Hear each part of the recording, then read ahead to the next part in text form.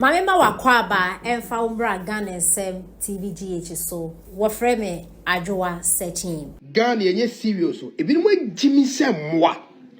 You see, we have the president of the Republic of Ghana who have the right to end galamsey now. 2 million in answer was.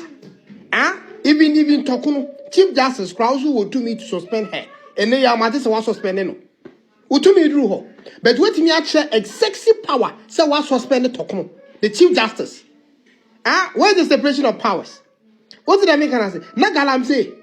And I want to want to say the former government, you know, the why you need to mu NDC for ya na mabodam, and I don't blame anybody. Some kwasiafo no a wo to abanama mo no wo dey blame wo me say can the team ye gina ho atena ho enyansafo akoma no atum ama mo ato abo ene hede ekoso. Look at the tariffs of electricity dey eko electricity bo due to na timi so mu hwe ade ye levy 1% near the reading floor they increase electricity by 14%. And then so when you spend your electricity no and the ECG work can also the sumu ye Kenyan such show also be ma aboa to abama wa sa de besi ye nuanom semufo no mo semu no enyansafo ewu mu Mohammed mo sa boys no MPP you know communicators no they know what it is because they are landed and they were telling omu nuanom ntafo ni bi say to aba wanyansemu na magimi mo ye mukrom all the strongholds of the NDC and kwasasemu nko the strongholds of the NDC. What you cry now? Now we say, hey, now go for me more now. The strongholds of the NDC, nothing. No, so we want to develop a called Penen MPP Ababa, Ababa, yes, Adiana Momo. Look at any man on our phone. We're going to be one hour come back here. Say, we said, hey, what's up, Bonasum and Trascos with Jimmy? NDC, yes, shame, more. The problems, the real problems of the Republic of Ghana. Sankwa Savono, and Tafoni be, and Amravoni be. Her Opa Quaker been tell a video, in the life.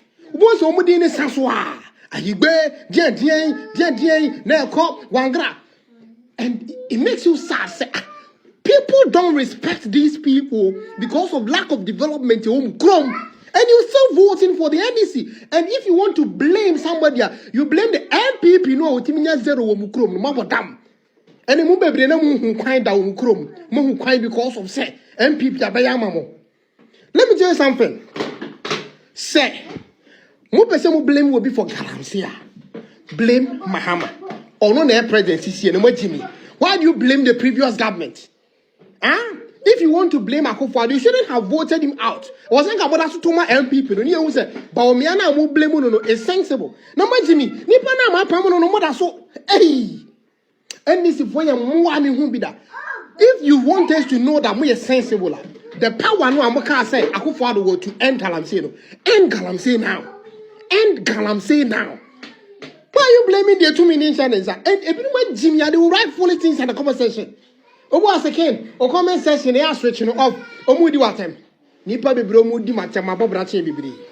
You will scratch bebre. Bebre ya moa. Intimi ya na nkame. Omu kuro mu dia ye no mo beka mo wasama kire me efa mo bai kwasiafo we what Jimmy too much Mahama should end galamsey now what the president na so when Jimmy cry why do you have to blame Akufo-Addo now so mpa no go ba ko blame na ko si da pay critical thinking mu gu ani ma so wa kwantuom ha ye wo and bro need me fa phone no wa check the countries with the lowest IQ not the whole world kakaka Ghana that 8 because of omo to Obama NDC jamo amwa Mahama should end galamsey now not Akufo-Addo he is gone. Kai Emmanuel Amakufibua, Sisi Ameno Kese, on Minister of Lands and Natural Resources, or John Dramani Mama, Amamuimu. Abrana Nana Kufado, I handle over the Ama John Dramani Mama, Abedi Akuyan 2025. No. Emmanuel Amakufibua, a catcher and Nakufado, or Cassin and new pain, send an Akufado. Akufo-Addo's tenure will be a temporary reminder of how not to govern a country. Amakufado China, Nibashe, Emmanuel Amakufibua, the name of Parliament House.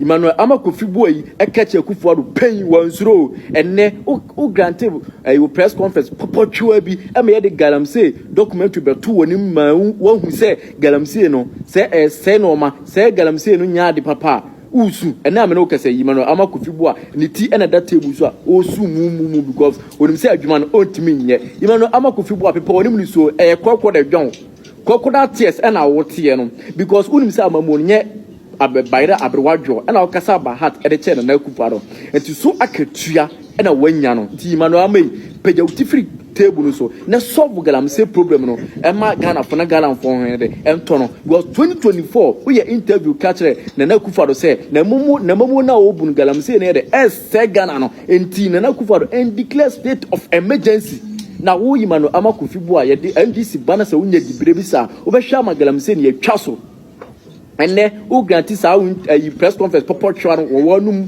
akomowre press conference we a ye de galamsey document be to woni ma usu yerim se obetima aje ntira John Dramani mama e de sa dibire na ma sa ye no enti yimai ofayima sorry na ye na galamsey ne eso nya de entwa because yerim se obetima ye wana woto wonu tuo se wo de ye to abadama NDC na sa wo ba obetima galamsey no so aye de etwa 2024 wonu asema oyede okan abusa muntie no. Yes, we have to declare a state of emergency and go back to the drawing board. We know what the problem is.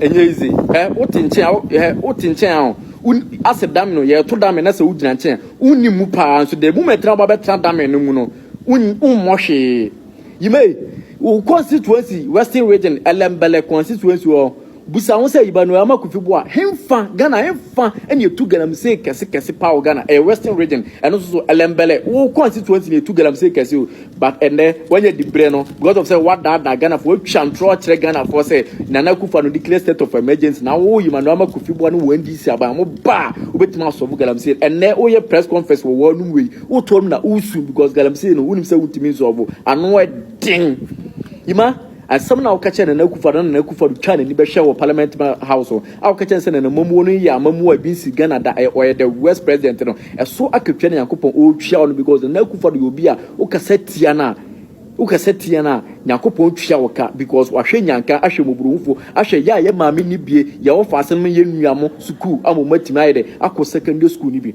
eti Akufo will be a Yakupon ani kosua ahwe no enhira no ewo no so ukasetia papa na eno me ebeba wo so ese Emmanuel amakufibu ona obutu table no so ayde usu mumu no ona obutu table no so usu ni su tinu su nwanwan o sori wie ya ana so sori fi table no so asema abeka ne say o revoku akontaman ne ai omulans akontaman na o hwe ya e chama wuntu na say NDC ni dienti no Emmanuel amakufibu o sori o revoku akontaman ne omulans se omudi eye adwuma anya bi akontama na no kwa na ye adwuma organa ha nyina ena declare state of emergency na o ka sa o ba no obetumi aye no ene na wo sa wo de wo declare Emmanuel amakufibu a mo send video em na mo like na mo share na bi ntu Emmanuel amakufibu a say eye crocodile John crocodile tears esu no so na on sorry no anya adwuma no on si galamsey na no kwa because on ka so obetumi aye ntira John Dramani mama e de sa sector na ye de ahye ne sare wotumi on fa ne kukuru ne kaka na peoples enwu o no free side bre no because otimi nye penfo se e di jawa ne e di aso